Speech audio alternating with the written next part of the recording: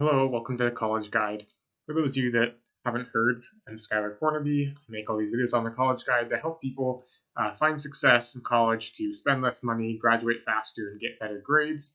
But I'm also going to grad school myself for mechanical engineering with a focus in systems engineering through the University of Utah. So I thought I might want to make some vlogs, sort of share my experience with that so you can see what it's like to get a master's degree. I am doing it while I am working. I'm doing it fully online, and it is a coursework only master's. So I'll be taking 10 courses over the next 2.5 years. So this is my first full semester, my first semester since I've been admitted to the University of Utah. I did take one class last semester through Utah State, and actually it was taught by an employee from the company I work for who has a partnership with Utah State. So this semester I am taking two courses. I'm taking a design of experiments course, and so that is applicable to my job in manufacturing because when there's a new process or if there's a deviation from the process, then you always want to be able to do tests and determine exactly how things have changed and how much they've changed. I'm also taking a fundamentals of systems engineering course, which will be the introduction to a systems engineering curriculum. Hopefully I like it. If I don't, I can always pivot and take other courses. But the plan right now is to take about 5 systems engineering courses, which will also earn me a systems engineering certificate. That doesn't necessarily really mean much, but it's sort of a way of saying University of Utah doesn't have a systems engineering program, but the courses I am taking all combine into something at least similar to an emphasis or like a minor in undergrad. So for this first week of this semester, and for what this video is showing, I am just working on my first homework assignment for my design of experiments course. And what that is that we were making paper helicopters. We had to make 21 different trials, and because it's the first week of the semester, and because I'm a little bit of a tryhard, and it's been a long time since I programmed anything in Python, I decided to code up a quick little program to generate 21 different um, combinations or variations on the different factors that could be changed. So with these paper helicopters, there are 6 factors that could be changed, including whether you put tape on the body, paperclip on the body, if the body is longer, if the wings are longer, if you taper the body, as well as body width. I think that was all 6. So, 2 of the 6 combinations, so what would that be? 64 different combinations. So I obviously can't even test them all. And, if I was doing this for work, I was trying to make a more concrete conclusion, I probably would have done this in a more methodical way. But in the end, this just needs to do some data collection, so I decided to randomly choose 21 different configurations and then test them. Each one we only need 3 tests. Again, this is more just to get you in the mindset of designing experiments, and we will kind of play around with this data a little bit, but it's not like this is supposed to be extremely rigorous or anything. So you see here then we did have to construct them ourselves, and so as I go through this, I was kind of thinking about how, similar to the real world, there are all sorts of places in a process that error or variation can be introduced.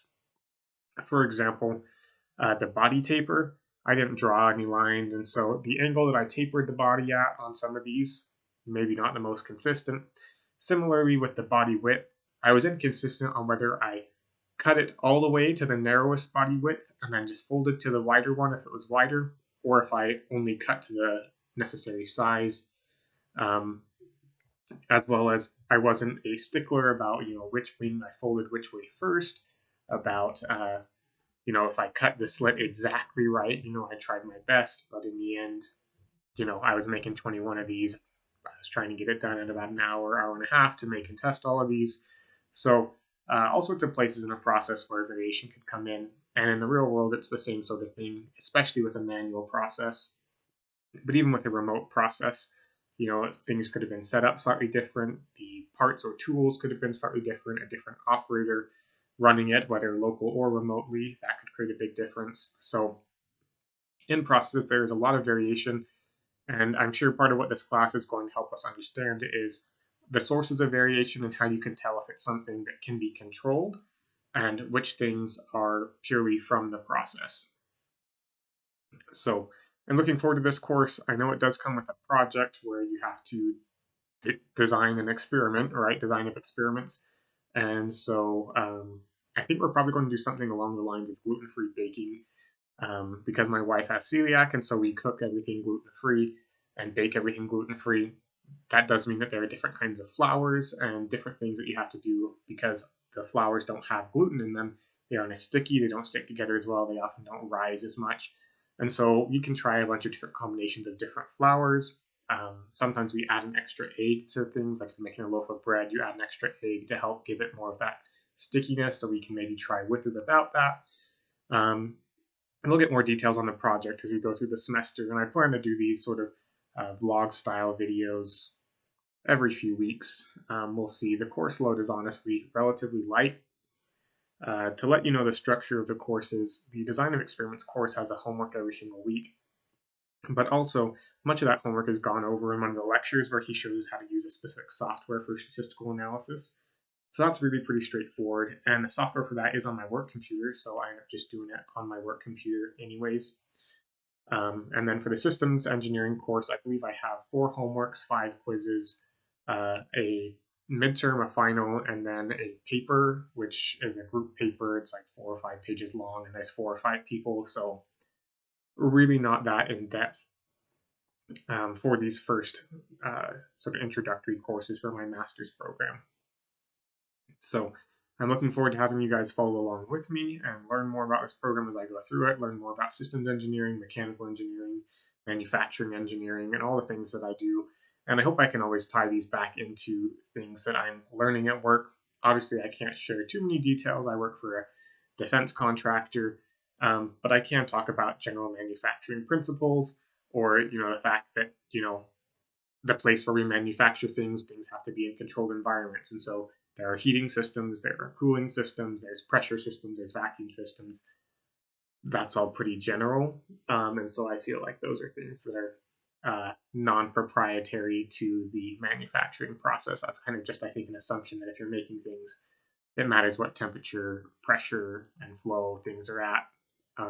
So if you guys have any questions about what grad school is like, again, this was just my first assignment for my Design of Experiments course. So we'll see how things go moving forward, and I'll keep you guys posted. Thanks for watching this vlog here on the College Guide, and definitely check out other videos if you want to know about why I'm going to grad school. There's a video here for that. I also have playlists for College 101, which is kind of general college tips. I also have By the Numbers and Major Discussions, which focuses on majors or university statistics and sort of outlooks and opportunities. And as well, I do also have a playlist that is fairly brand new. It doesn't have a lot of videos yet, but it's called College Kitchen, and that's sharing some of the easiest, fastest, cheapest recipes that my wife and I used in college and oftentimes still eat today. So if any of those have any interest to you, definitely check them out, and I'm looking forward to hearing more from you guys in the future. See ya.